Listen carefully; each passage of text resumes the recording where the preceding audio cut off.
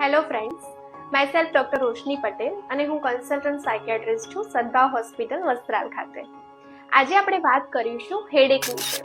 Headache એટલે કે માથાનો દુખાવો. હેડેકના ઘણા અલગ અલગ ટાઈપ્સ છે અને હેડેક થવાના ઘણા અલગ અલગ કારણો પણ છે. એમાંથી જે મોસ્ટ કોમન પ્રેક્ટિસની અંદર હું જોઉં છું ટેન્શન હેડેક. આપણે આજે એના વિશે વાત કરીશું. ટેન્શન હેડેક એક એવું હેડેક છે કે જેની અંદર વ્યક્તિને માથાના બંને બાજુથી કોઈએ દબાવેલ હોય એવી લાગણી થાય છે. ઘણી વખત પેશન્ટને માથાના ચારે બાજુ કોઈએ ટાઈટ બેન્ડની જેમ પકડી રાખેલું હોય એવી ફિલિંગ્સ આવે છે. ઘણી વખત ટેન્શન હેડેકમાં માણસના ચહેરા અને શોલ્ડર ત્યાં સુધી હેડેક ફેલાય છે અને એના લીધે એમને બધો પાર્ટ સ્ટીફ એટલે કે જકડાયેલો હોય એવું લાગે છે.